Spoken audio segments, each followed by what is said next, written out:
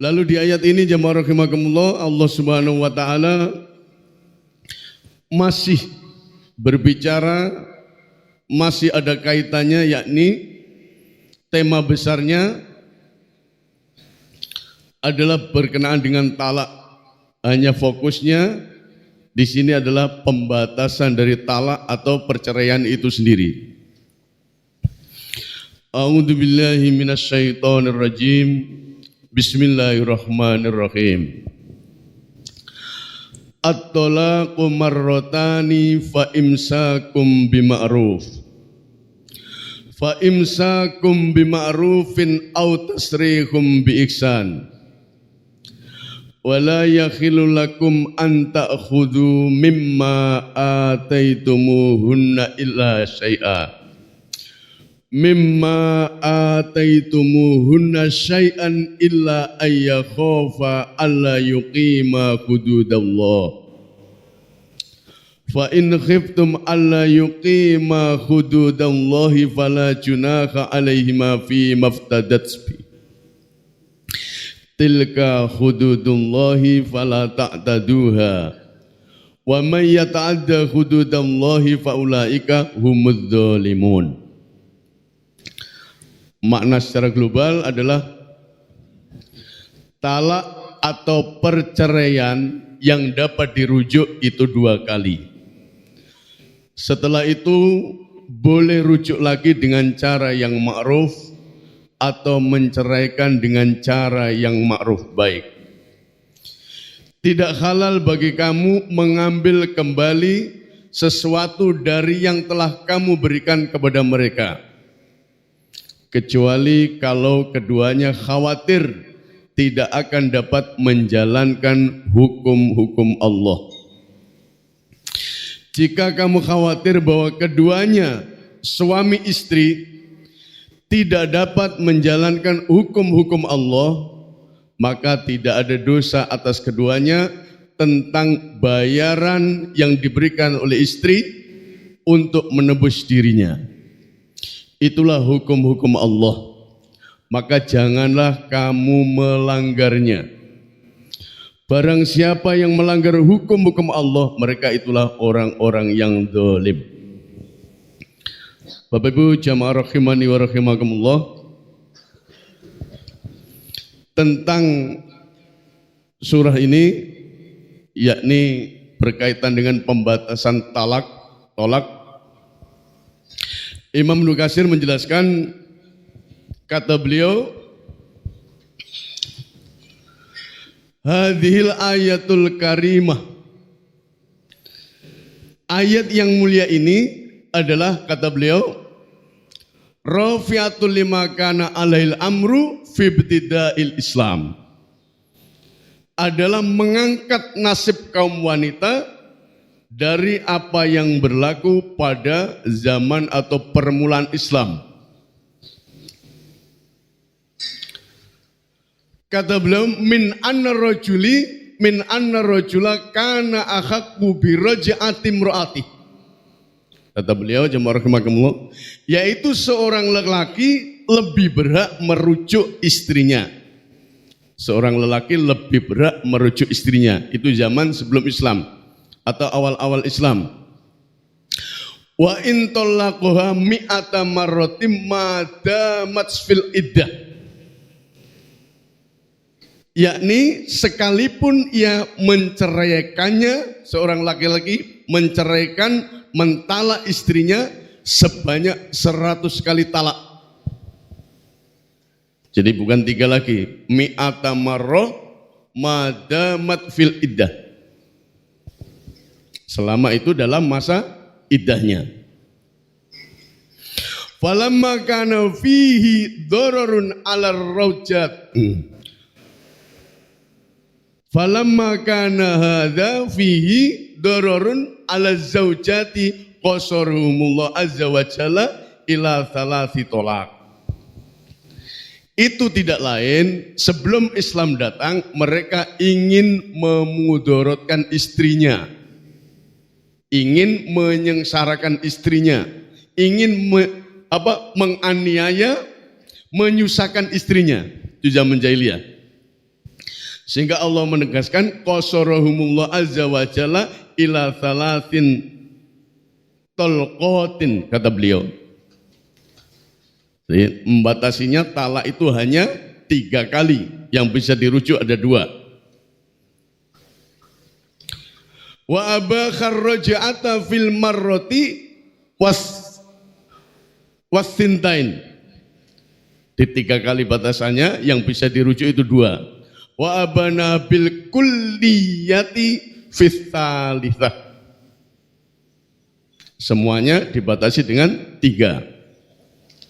Sehingga turun ayat ini at-talaqu marratani fa imsakum bima'ruf aw tasrihum bi ihsan. Maka kemudian Allah menurunkan ayat talak itu tidak lain adalah hanya 2 kali. Maka rujuk dengan ma'ruf ataupun bercerai, berpisah dengan cara yang baik, itu pilihannya. Bapak Ibu jamaah rahimakumullah,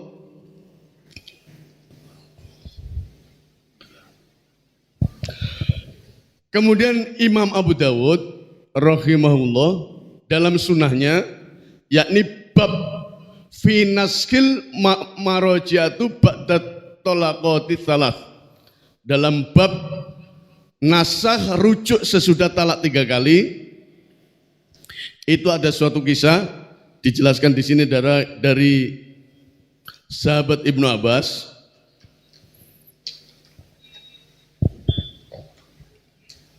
Dari Ikrimah, yang terakhir dari sahabat Ibnu Abbas, beliau ketika menjelaskan wanita-wanita yang ditalak hendaknya menahan diri menunggu 3 kali quru' ayat sebelumnya.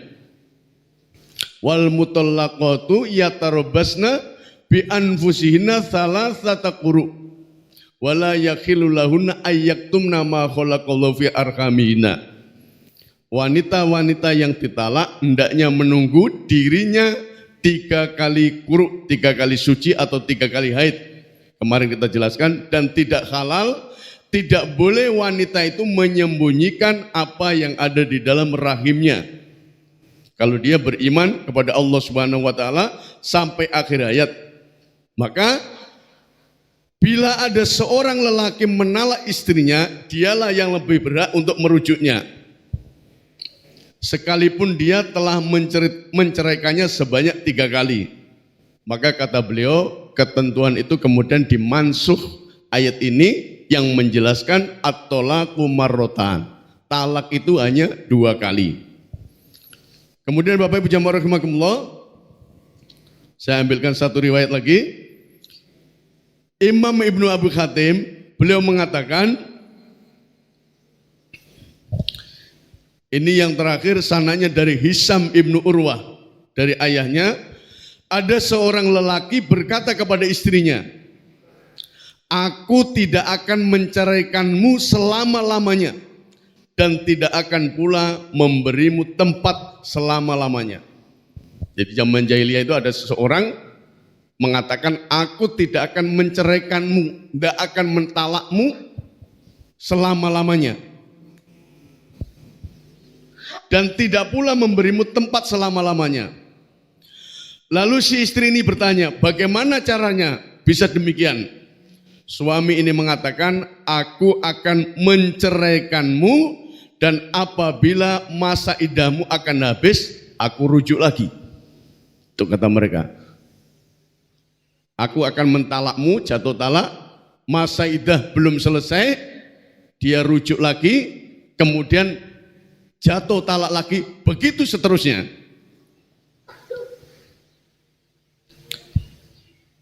Lalu si istri datang kepada Rasulullah SAW menceritakan hal tersebut. Maka sahabiah ini melapor kepada Rasulullah SAW, melaporkan perihal yang dilakukan oleh suaminya. Kemudian turunlah ayat ini, at-talaqu marratani. Talak itu batasannya cuma ada 2 kali. Banyak riwayat-riwayat yang menjelaskan, termasuk sahabat Ansor, ada yang riwayatnya demikian. Tidak bisa kita sebutkan satu persatu jamaah rahimakumullah. Yang intinya orang-orang Arab jahiliyah dahulu jamaah rahimakumullah, sebelum Islam, bahkan awal-awal Islam masih memperlakukan wanita seperti itu. Islam datang sebetulnya adalah memuliakan wanita. Tidak benar kalau orang mengatakan Islam itu mendiskreditkan wanita, tidak benar. Terkadang hanya dengan tidak ada kesamaan antara laki dan wanita, katanya diskriminatif, itu tidak benar. Bahkan Islam jemaah rahimakumullah sangat memuliakan wanita, mengangkat para wanita. Islam.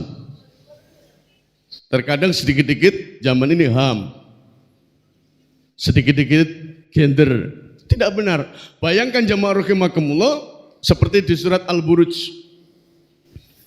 Wanita yang lahir pada saat itu anak kecil, belum tahu apa-apa, harus dibunuh. Sehingga ada kata-kata wa idzal mau'udatu su'ilat bi ayyi dzambin qutilat. Wa idzal mau'udatu su'ilat, dan ketika bayi ditanya sebab apa dibunuh. Kemudian di dalam Islam juga memuliakan istri. Istri harus dimuliakan di dalam Islam. Wanita. Maka pernah terjadi beberapa tahun yang lalu ketika orang melihat di Bali itu perempuan kok bekerja seperti laki-laki, oh enggak adil hukum waris itu di dalam Islam. Itu tidak benar jemaah rahimakumullah. Ada rentetan-rentetan tahapan fikih yang harus dibahas. Kenapa perempuan harus bagiannya setengah dari laki-laki?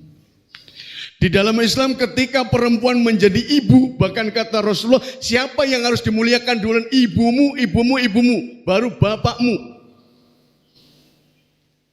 Maka sekali lagi jemaah rahimakumullah, kalau ada kata-kata Islam itu mendiskreditkan wanita, itu sangat tidak benar. Justru Islam adalah memuliakan wanita. Islam juga mengangkat harkat derajat para wanita. Bapak Ibu jamaah rahimani wa rahimakumullah. Kemudian kata Allah Subhanahu wa taala, fa imsakum bima'ruf aw tasrihum bi ihsan.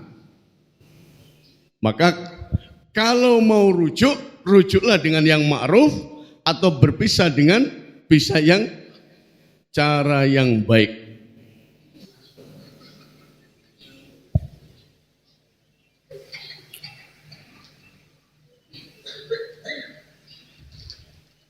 Nah, maka dalam hal ini ada seorang sahabat yang bertanya kepada Rasulullah sallallahu alaihi wasallam. Qala Ibnu Abi Hatim, akhbarna Yunus bin Abdul A'la Qara'ah. Sanadnya ini jamaah rahimakumullah,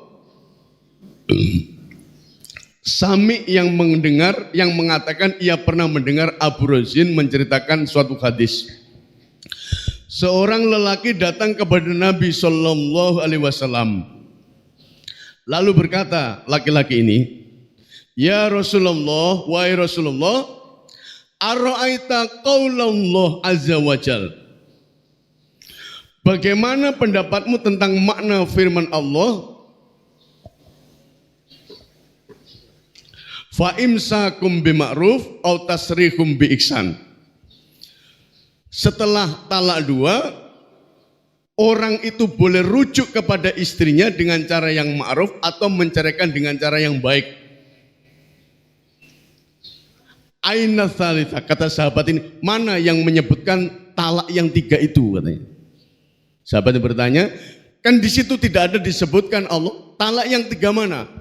Kata Rasulullah sallallahu alaihi wasallam di dalam ayat yang kita kutip itu, at-tasrihum bi ihsan. Yang ketiga itu tidak lain adalah melepaskan atau menceraikan dengan cara yang baik. Itu talak yang ketiga. Kemudian dalam suatu riwayat lagi, hampir sama ini, jamaah rahimakumullah, wahai Rasulullah, bagaimana pendapatmu mengenai firman Allah?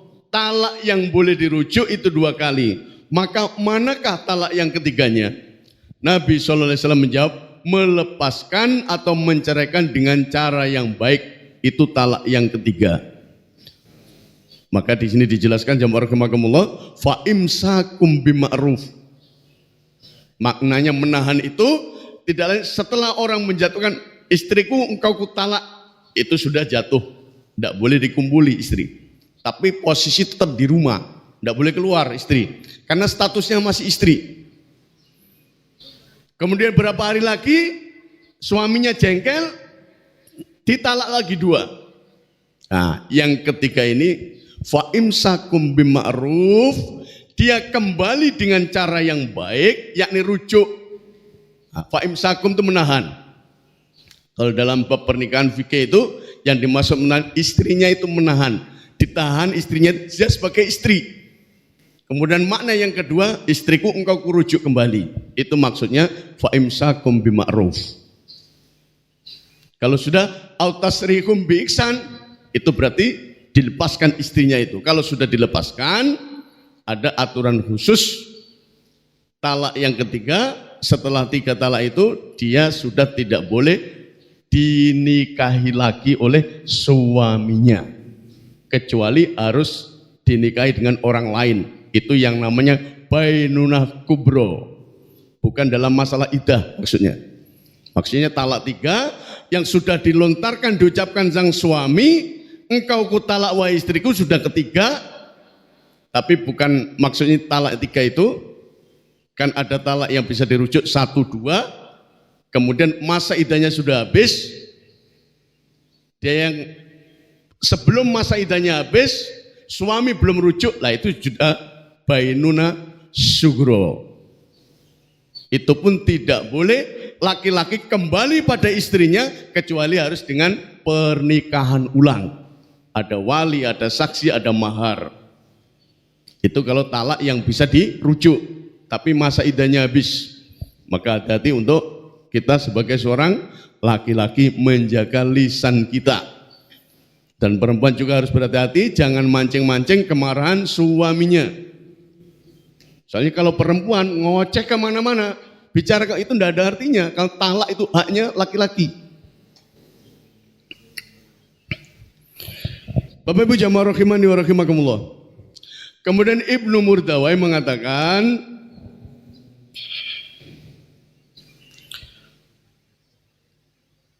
sampai pada sahabat Anas bin Malik, beliau menceritakan seorang lelaki datang kepada Rasulullah SAW lalu bertanya, wahai Rasulullah, ini juga hampir sama ayatnya, tetap menanyakan, Allah menuturkan masalah talak itu 2 kali. At-talaqu marratan. Maka manakah talak yang ketiganya? Rasulullah SAW menjawab, rujuk lagi dengan cara yang ma'ruf atau melepaskan, menceraikan dengan cara yang baik. Au tasrihum bi ihsan. Ini at-talaqu marratan. Kemudian selanjutnya Allah Subhanahu wa taala mengatakan, wala yakhilul lakum an ta'khudhu mimma ataitumuhunna syai'a. Tidak halal, tidak boleh kalian mengambil kembali sesuatu dari yang telah kalian berikan kepada mereka. Jadi seorang laki-laki kalau sudah bercerai itu enggak boleh meminta apa yang telah diberikan, kecuali pada kasus-kasus tertentu. Nanti dijelaskan. Dalam hal ini dalam mahar. Tapi kenapa Allah membicarakan wala yakhilul lakum an ta'khudhu mimma ataitumuhunna syai'a? Sedikit pun bahkan tidak diperbolehkan. Ini ada kronologisnya jamaah rahimakumullah. Bahwasanya kalau tradisi di Arab itu beda dengan di Indonesia. Kalau di Indonesia mahar itu paling-paling seperangkat alat sholat. Uang paling-paling tidak sebanyak yang di sana. Kalau di Mesir, kata teman saya itu, mahar itu setidaknya rumah. Maka kalau orang memberikan mahar kepada wanita jamaah rahimakumullah dengan nilai yang besar, kemudian belum apa-apa nuntut cerai. Nah, itu konsekuensinya kalau tidak dikembalikan hartanya habis. Sudah kerja sekian tahun, baru dapat rumah itu dipakai sebagai mahar, apalagi ada galang hutang, kemudian cerai. Kalau di Indonesia tenang saja, seperangkat alat sholat, masa harus diparuh? Ya, aku minta cerai tak kembalikan ini. Gampang, atau 100.000 paling kita kembalikan 50.000, itu khulu namanya. Nanti kita jelaskan. Maka tidak diperkenankan. Jamaah rahimakumullah. Wala yakhilul lakum an ta'khudhu mimma ataitumuna syai'a. Artinya tidak dihalalkan bagi kalian mengganggu dan mempersulit mereka dengan maksud agar mereka membayar tebusannya kepada kalian sebagai ganti mas kawin yang telah kalian berikan kepada mereka, baik secara keseluruhan atau sebagainya. Maka Allah Subhanahu wa taala mengatakan, wala ta'duluhunna litadhabu bi ba'di ma ataitumuhunna illa ayyatina bi fahishatin mubayyinah. Dan janganlah kalian menyusahkan mereka karena hendak mengambil kembali sebagian dari apa yang telah kalian berikan kepada mereka, kecuali bila mereka melakukan pekerjaan keji dan nyata. Jadi apa yang telah kita berikan berupa mahar, apa yang kita berikan berupa sandang pangan dan lain sebagainya, sebelumnya itu nggak boleh kita seorang laki-laki mengambilnya.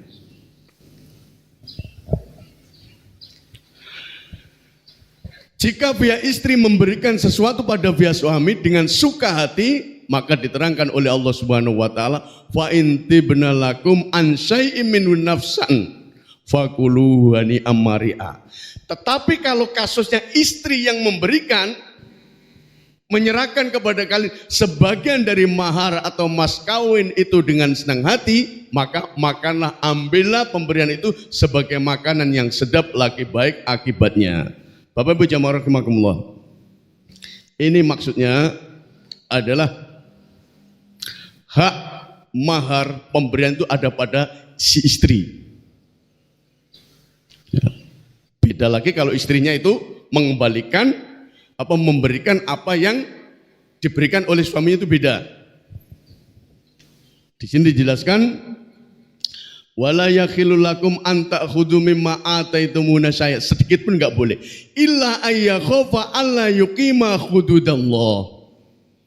Fa in khiftum alla yuqima hududallah fala junaha alaihima fi maftadat bih. Yang pertama, kecuali jika mereka takut untuk tidak bisa menegakkan hukum-hukum Allah, maka fa in khiftum, maka jika khawatir untuk tidak bisa menegakkan hukum-hukum Allah, maka tidak ada dosa bagi keduanya fi maftadat bi, di dalam apa yang telah diberikan tebusan.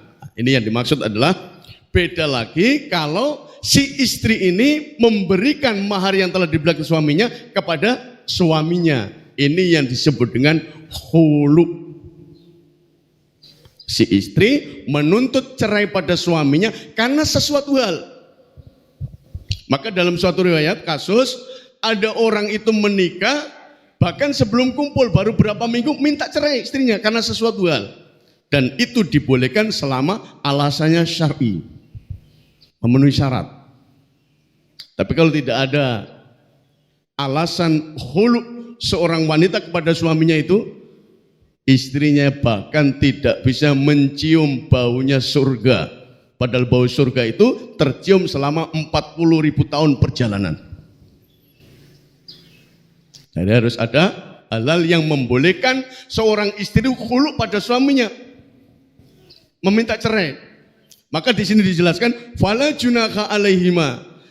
Yang pertama adalah kalau mereka khawatir suami istri itu terjadi benturan-benturan, tidak mampu menegakkan hukum-hukum Allah dalam rumah tangganya. Kemudian fa'in khiftum, yang kedua, dia khawatir juga takut untuk tidak bisa memperlakukan hukum-hukum Allah, walinya yang dimaksud kedua ini, fi maftadat bi, tidak mengapa dia memberikan tebusan itu pada suaminya.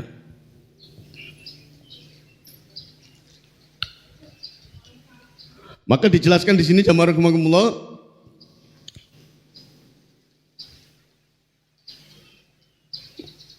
kasus seorang istri apabila menuntut suaminya dengan tidak ada udzur atau alasan. Nanti kita jelaskan yang dibolehkan dalam syar'i itu apa.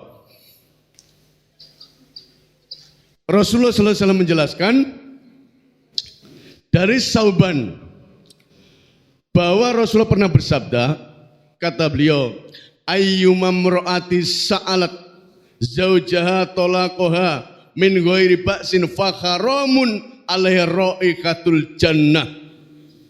Ini perlu dijelaskan, dengarkan Bapak Ibu jamaah rahimakumullah. Wanita manapun yang meminta kepada suaminya untuk diceraikan tanpa ada alasan yang membenarkan, maka baginya haram, fakharamu alaiha ra'iqatul jannah, bau surga, haram untuk wanita itu.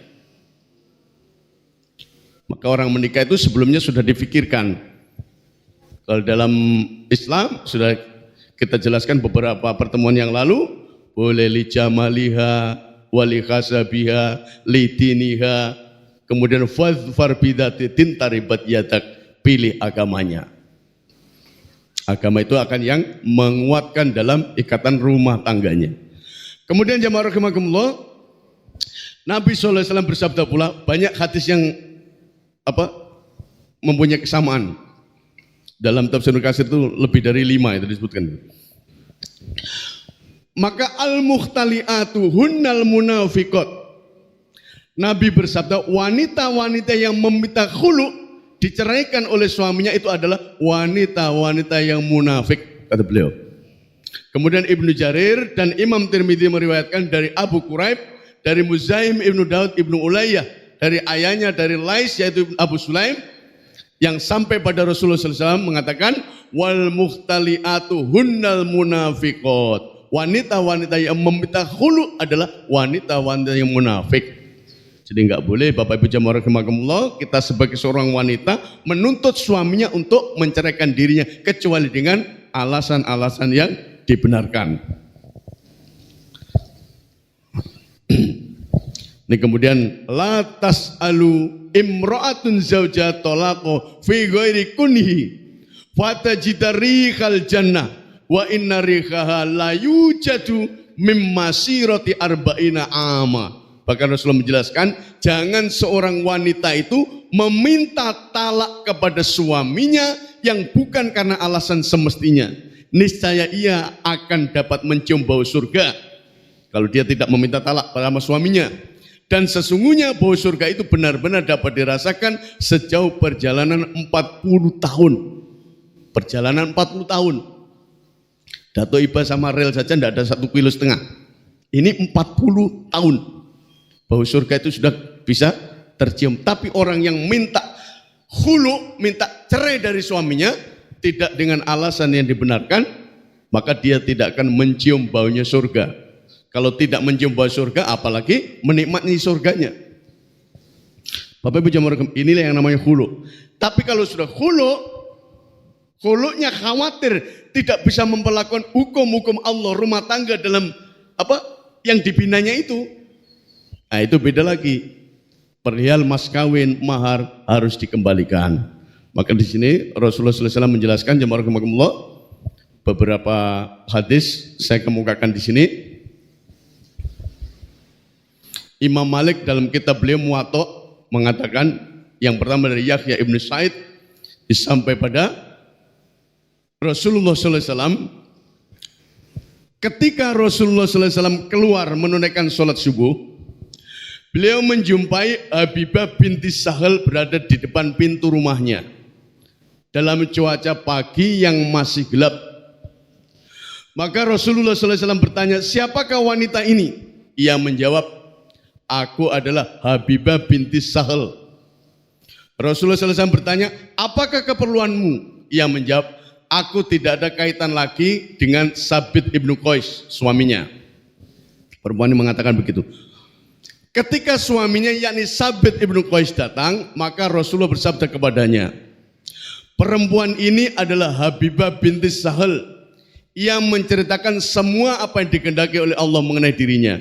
Habibah berkata, wahai Rasulullah, semua apa yang pernah ia berikan masih utuh padaku. Maka Rasulullah SAW bersabda kepada Sabit ibnu Qais, ambillah kembali darinya kemudian Sabit mengambil kembali pemberian itu dari Habibah, lalu Habibah tinggal di rumah keluarganya. Maksudnya hadis ini tidak lain adalah Habibah ini minta diceraikan dari suaminya, dan ini pertama kali sahabiah yang ditangani oleh Rasulullah SAW, langsung Rasulullah menanganinya sendiri, langsung dipisahkan dengan suaminya. Nah, suaminya ini jamaah rahimakumullah sudah memberikan kebun kurma tentunya, sebagai maharnya. Kemudian barang itu masih utuh, diambil lagi Rasul, dikembalikan kepada sang suaminya. Nah, itu dibolehkan, itu namanya khulu. Kemudian dalam hadis yang lain, ini perihal KDRT. Hadis yang lain masih kasus yang sama, yakni Habibah binti Sahal, istri Sabit. Di dalam redaksi yang riwayat yang lain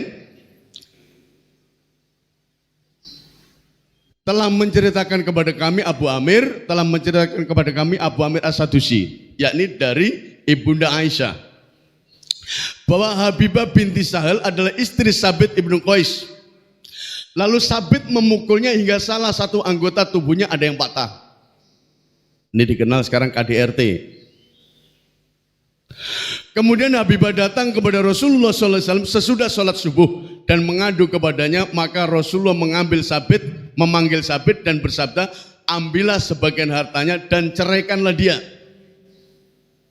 Kemudian Sabit bertanya, apakah hal tersebut dianggap baik wahai Rasulullah? Rasulullah SAW menjawab, ya. Sabit berkata, sesungguhnya aku menyedekahkan kepadanya 2 buah kurma yang sekarang masih berada di tangannya. Maka Nabi SAW bersabda, ambillah kedua kebun itu darinya, kemudian ceraikanlah dia.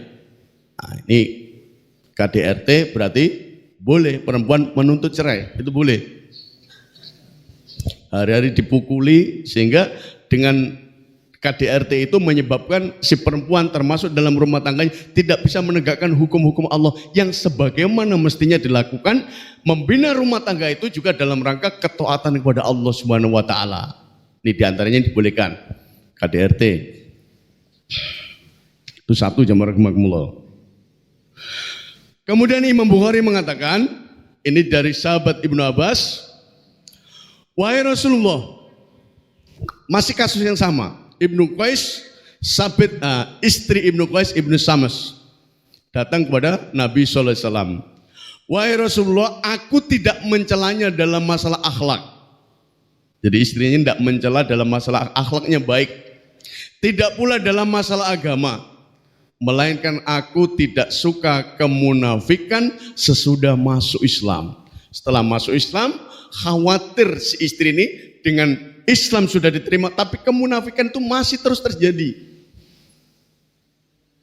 Maka Rasulullah bersabda, maukah engkau mengembalikan kepadanya apa yang telah diberikan? Ya. Rasulullah SAW bersabda, terimalah kebun itu dan ceraikanlah dia. Nah, takut di dalam rumah tangganya sudah dibina, tapi kemunafikan itu masih terjadi. Ini boleh dalam hal itu syar'i, menuntut cerai khulu. Kemudian jamaah rahimakumullah, selanjutnya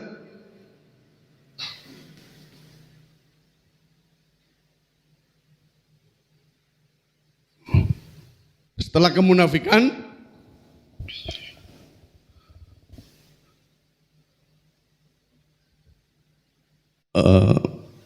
bahwa ia pernah menjadi istri Sabit Ubay ibnu Salul, bahwa ia dari Jamilah binti Abdullah ibnu Ubay ibnu Salul, bahwa ia pernah menjadi istri Sabit ibnu Qais, lalu membangkang kepada suaminya. Maka Nabi SAW memanggilnya, kemudian bersabda, hai Jamilah, mengapa engkau tidak suka kepada Sabit? Jamilah menjawab, demi Allah, bukannya aku tidak senang kepadanya dalam masalah agama, tidak pula dalam masalah akhlak, melainkan aku tidak suka kepada penampilannya yang buruk. Penampilan yang buruk itu pun boleh. Tentu banyak penjelasannya jamaah rahimakumullah. Maka Nabi SAW bersabda, maukah engkau mengembalikan kepadanya kebun itu?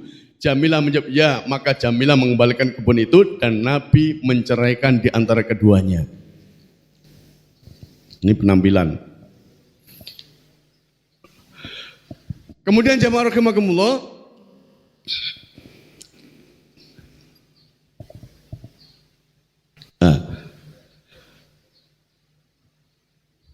Habibah binti Sahal pada mulanya menjadi istri Sabit ibnu Qais ibnu Sams. Sedangkan Sabit adalah orang yang buruk rupanya. Lalu Habibah berkata, wahai Rasul, demi Allah, sekiranya aku tidak takut kepada Allah, bila dia masuk kamarku, niscaya kuludahi mukanya. Bayangkan jamaah rahimakumullah. Kenapa? Buruk rupa.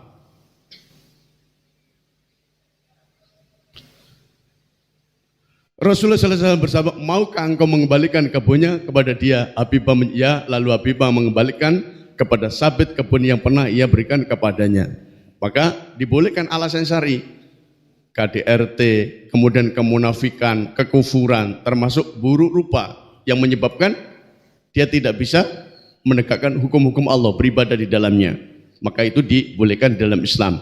Nah, ketika statusnya khulu, istri yang meminta itu namanya, kalau dalam surat An-Nisa ayat 34 itu ada bab khusus nuzuz. Istri durhaka pada suami. Itu enggak boleh. Kecuali dalam kasus-kasus tertentu yang diceritakan oleh hadis-hadis yang kita bicarakan ini. Bapak Ibu jamaah rahimakumullah. Maka illa ayyakhofa alla yuqima hududallah. Penggalan ayat ini maknanya ada beberapa hal. 4. Saya bacakan. Ibnu Abbas mengatakan nusus yang muncul dari pihak istri dan juga buruknya akhlak. Istri tidak mentaati perintah suaminya dan tidak melepaskan pembagian. Atau mengatakan istri mengeluarkan kata-kata yang tidak pantas. Kemudian tahu Sa'id Ibnu Al-Musayyib Al-Qasim bin Muhammad mengatakan suami istri saling benci satu sama lain sehingga masing-masing tidak akan mampu lagi menegakkan perintah Allah Subhanahu wa taala, yakni kewajiban masing-masing pasangan. Maka penggalan ayat ini, keduanya tidak berdosa atas bayaran yang harus diberikan oleh istri untuk menebus dirinya fi maftadat bih. Itu yang namanya khulu, harus dikembalikan. Bapak Ibu jamaah rahimakumullah.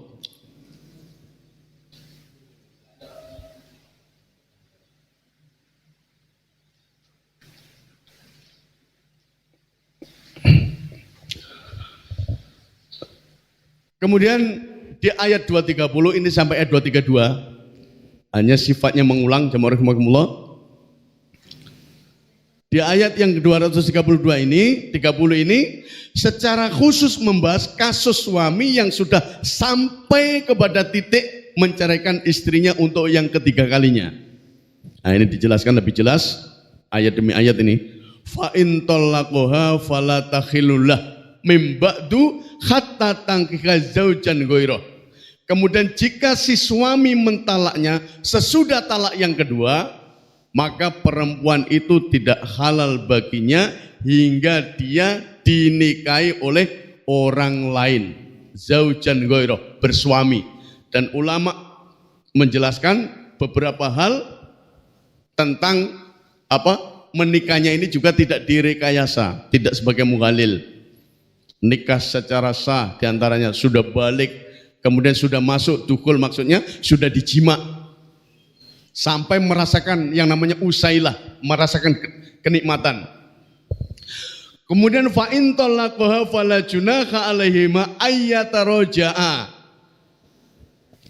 Kemudian jika suami yang lain itu menceraikannya, maka tidak ada dosa bagi keduanya, bekas suami pertama dan istri kembali. Jadi tidak direkayasa. Setelah jatuh talak ketiga, kamu kutalak, kemudian sang istri tidak boleh dinikahi, tentu menunggu masa iddah dulu. Setelah itu dia harus menikah dengan orang lain. Tubainuna kubro. Indonna ayyukuma hududallah. Kemudian watilka hududallah yubayyinuha liqaumi ya'lamun. Dan demikianlah hukum-hukum Allah, itulah hukum-hukum Allah yang diterangkannya kepada kaum yang mau mengetahui. Kemudian ayat 231 ini juga masih membicarakan tentang talak. Nah, Saya bacakan artinya saja. Apabila kamu mentalak istri-istrimu, lalu mereka mendekati akhir iddahnya, maka rujukilah mereka dengan cara yang ma'ruf. Ini kronologis kejadiannya, sama dengan yang kita sampaikan dulu. Atau ceraikanlah mereka dengan cara yang ma'ruf. Janganlah kamu rujuki mereka untuk memberi kemudorotan, karena dengan demikian kamu menganiaya mereka. Barang siapa yang berbuat demikian, maka sungguh ia telah berbuat zalim terhadap dirinya sendiri. Janganlah kamu jadikan hukum-hukum Allah permainan. Maksudnya uzwan, permainan ini tidak lain adalah termasuk dalam kondisi rumah tangga, talak. Dia mengucapkan talak, tapi dalam hatinya membuat mainan. Ini dimaksud di sini. Dan ingatlah nikmat Allah padamu, maksudnya adalah Islam. Dan apa yang telah diturunkan Allah kepadamu, yaitu Alkitab dan Al-Hikmah, Sunnah. Allah memberi pengajaran kepadamu dengan apa yang diturunkannya itu. Dan bertakwalah kepada Allah, serta ketahuilah bahwasanya Allah Maha mengetahui. Bapak Ibu jamaah rahimakumullah.